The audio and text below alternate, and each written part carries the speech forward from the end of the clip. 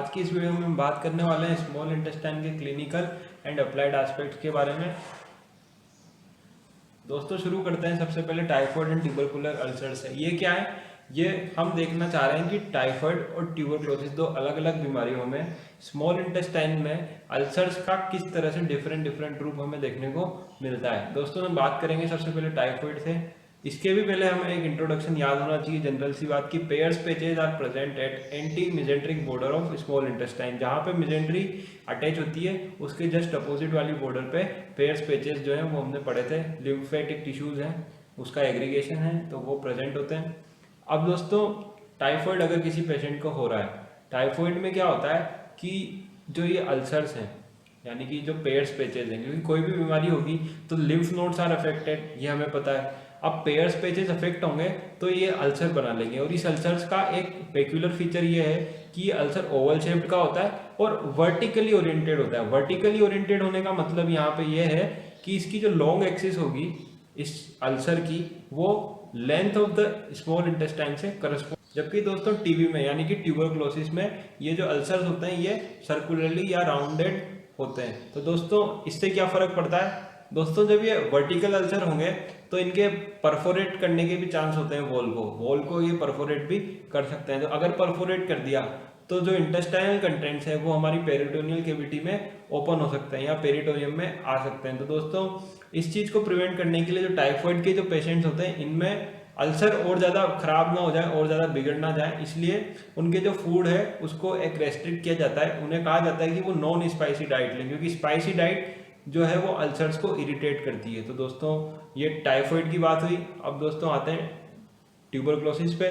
तो ट्यूबरकुलोसिस में क्या होता है कि सर्कुलर अल्सर्स होते हैं, ये तो हमने पता है, लेकिन हम यहाँ बात करेंगे कि अल्सर्स के हीलिंग होने के बाद क्या होता है। जब ये टाइफॉइड वाले अल्सर अगर हील हो रहे हैं तो ये इंटेस्टाइनल ऑब्स्ट्रक्शन नहीं करते हैं, जबकि ट्यूबरकुलर अल्सर्स जो होते हैं वो सर्कुलरली प्लेस्ड होते हैं। तो उस वजह से जब उनकी हीलिंग हो जाती है तो जो उनका फाइब्रोटिक टिश्यू जो भी हीलिंग के बाद बचता है वो ल्यूमन को ऑब्स्ट्रक्ट कर सकता है। तो दोस्तों ये अंतर होता है ट्यूबरकुलर और टाइफॉइड वाले अल्सर्स में। तो दोस्तों ये अंतर काफी इंपॉर्टेंट है, याद रखिएगा। अब दोस्तों बात करेंगे हम मिजेंट्रिक सिस्ट की। मिजेंट्रिक और सिस्ट, मिजेंट्री में सिस्ट यानी कि स्वेलिंग, तो swelling arising from mesenteric lymph nodes. Mesentery में भी लिम्फ नोड्स होते हैं दोस्तों, तो वहां की अगर स्वेलिंग है तो उसको हम मिजेंट्रिक सिस्ट बोलेंगे। अब हमें इस पेशेंट में क्या देखने को मिलता है, जिसके मिजेंट्रिक सिस्ट है उसके अम्बिलिकल रीजन में एक पेनलेस सिस्ट आपको स्वेलिंग जो है वो देखने को मिलेगी। दूसरा पेक्युलर फीचर ये है दोस्तों कि जो सिस्ट होती है, जो स्वेलिंग होती है वो ज्यादा मोबाइल होती है 90 degree to the line of attachment of mesentery along the posterior abdominal wall. यानी कि जो ओब्लिक लाइन हमने पढ़ी थी ड्यूडिनो जेजुनल जंक्शन से इलियोसिकल जंक्शन तक, जो ओब्लिक लाइन जो कि शो करती है attachment of mesentery on posterior abdominal wall, उस लाइन के अगर अलोंग हमने उस सिस्ट को हिलाने की कोशिश करी, डिस्प्लेस करने की कोशिश करी, तो वो उतनी मोबिलिटी ज्यादा शो नहीं करेगी। जबकि उसी लाइन के परपेंडिकुलर किसी भी डायरेक्शन में लेफ्ट या राइट 90 डिग्री अगर आप हिलाने की कोशिश करेंगे तो वो काफी मोबिलिटी शो करेगी। ये जो क्लिनिकल हमने डायग्नोसिस करा ये होता है मिजेंट्रिक सिस्ट का डायग्नोसिस। अब दोस्तों एक बात और इसमें निकल के सामने आती है कि the failure of root of mesentery to fuse over its entire length with the posterior abdominal wall. जो ओब्लिक लाइन जिसके अलोंग वो फ्यूज होती है पोस्टीरियर एब्डोमिनल वॉल से, अगर वहां फ्यूजन में कोई कमी रह जाए, उसका फेलियर हो, तो क्या होता है कि एक पेरिटोनियम की पॉकेट बन जाती है। It allows a pocket of peritoneum to be formed which may form a sac of an intraperitoneal hernia. वहां पे इंट्रापेरिटोनियल हर्निया हमें देखने को मिलता है। और दोस्तों इस पूरी बीमारी को कहते हैं mesenteric parietal hernia of Waldeyer. Waldeyer यहाँ पे दोस्तों साइंटिस्ट का नाम है। तो mesenteric parietal hernia of Waldeyer काफी इंपॉर्टेंट है, याद रखिएगा। अब दोस्तों बात करते हैं पूरी की पूरी क्लिनिकल ऑफ स्मॉल इंटेस्टाइन के सबसे इंपॉर्टेंट टॉपिक के बारे में, जो कि है मिकल्स डायवर्टिकुलम। दोस्तों अगर मुझसे कहा जाए कि एक क्वेश्चन फ्रेम करो क्लिनिकल पे स्मॉल इंटेस्टाइन के, तो वो क्वेश्चन मिकल्स डायवर्टिकुलम ही होगा 101%। ठीक है दोस्तों, इसका दूसरा नाम होता है इलियल डायवर्टिकुलम। ऐसा इसलिए कहते हैं दोस्तों क्योंकि मिकल्स डायवर्टिकुलम क्या है, रिमेनेंट ऑफ विटेलो इंटेस्टाइनल डक्ट। ये दोस्तों विटेलो इंटेस्टाइनल डक्ट आप अम्बिलिकल कोड के कंटेंट्स में पढ़ेंगे।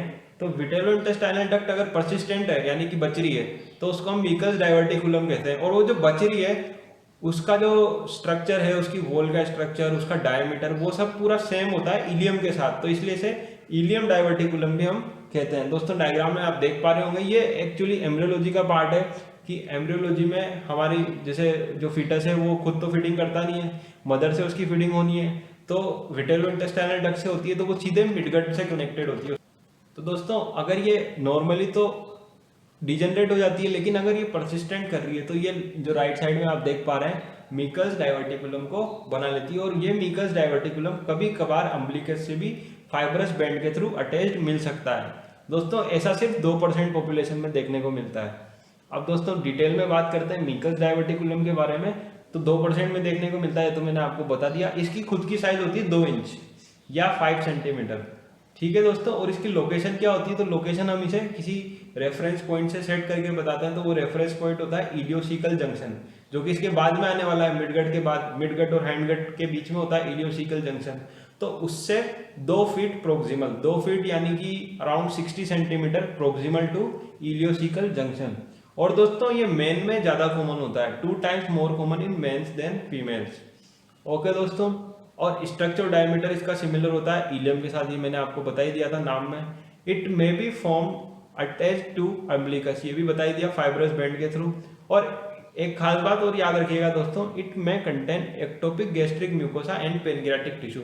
इसमें एक्टोपिक गैस्ट्रिक म्यूकोसा यानी कि गैस्ट्रिक के अलावा कहीं और गैस्ट्रिक म्यूकोसा का होना, वो उसका एक्टोपिक हो जाएगा, एंड पेनक्रियाटिक टिश्यू ये इसमें पाया जा सकता है। अब दोस्तों बात करें कि नॉर्मली ये तो सिम्टमलेस होता है, यानी कि अगर मिकस डाइवर्टिकुलम किसी बंदे के है तो उसमें कोई सिम्टम्स देखने को नहीं मिलेंगे, उसको कोई प्रॉब्लम नहीं होगी। लेकिन कभी कभार क्या हो सकता है कि कोई प्रॉब्लम देखने को मिल भी सकती है। वैसे ये बहुत कम, केवल 2% में देखने को मिलता है। तो इसमें 3 पॉइंट्स है प्रॉब्लम के। It may cause intestinal obstruction, हो सकता है कि ये इंटेस्टाइन को ऑब्स्ट्रक्ट करे। अगला पॉइंट है दोस्तों, when it contains ectopic gastric mucosa या पेनक्रियाटिक टिश्यू वाला। अगर ऐसा कंडीशन है, मतलब जरूरी नहीं कि इसमें मिकस डाइवर्टिकुलम किसी बंदे के है तो उसमें एक्टोपिक गैस्ट्रिक म्यूकोसा और पेनक्रियाटिक टिश्यू आपको देखने को मिले, लेकिन अगर है, अगर प्रेजेंट है उसके मिकस डाइवर्टिकुलम में, तो क्या होगा कि ये HCl सिक्रीट करेंगे और पेनक्रियाटिक टिश्यू जो है वो प्रोटीलोइटिक एंजाइम्स जो है वो सिक्रीट करेगा। तो उसकी वजह से इसकी वॉल का हो जाएगा डाइजेशन, मिकस डाइवर्टिकुलम की। अब उसकी वॉल अल्सरेट हो सकती है इस वजह से, और परफोरेट एंड ब्लीडिंग भी हो सकती है। तो दोस्तों इसको एक्यूट एब्डोमेन का केस मान लेते हैं गलती से, तो ये मिकस डाइवर्टिकुलम को भी ध्यान में रखा जाना चाहिए उस दौरान। और दोस्तों ऐसे ही एक केस होता है जिसमें होता तो मिकस डाइवर्टिकुलम में असल में प्रॉब्लम, लेकिन वो डायग्नोसिस बन जाता है एक्यूट अपेंडिसाइटिस का, यानी कि उसकी अपेंडिक्स बस्ट हो गया या इन्फ्लामेशन हो गया है, ऐसा हम डायग्नोसिस बना लेते हैं दोस्तों। इसलिए जब भी कभी अपेंडिसाइटिस का ऑपरेशन होता है और गलती से बाय लक वहां पे अपेंडिसाइटिस, अपेंडिक्स जो है वो नॉर्मल दिख गया, फिर भी हमने डायग्नोसिस तो करा था अपेंडिसाइटिस का, तो सेकंड शक जो है वो मिकस डाइवर्टिकुलम पे जाता है। तो दोस्तों ये थे क्लिनिकल। Thanks for watching. इस वीडियो को दोस्तों आप अपने दोस्तों के साथ ज़्यादा से ज़्यादा शेयर करें। कोई भी सुझाव आप अपने कमेंट बॉक्स में दे सकते हैं। इस चैनल के रिगार्डिंग आपको किसी नए टॉपिक की वीडियो चाहिए उसके रिगार्डिंग, या किसी वीडियो में आप कोई करेक्शन चाहते हैं उसके रिगार्डिंग। दोस्तों अगर इस चैनल की वीडियोस आप रेगुलरली देख रहे हैं तो जरूर से इसे सब्सक्राइब करिएगा। और दोस्तों लेटेस्ट अपडेट्स के लिए आप बेल आइकन दबाना ना भूलें। तो दोस्तों फिलहाल इस वीडियो में इतना ही, मिलते हैं अगली वीडियो में, तब तक के लिए गुड बाय।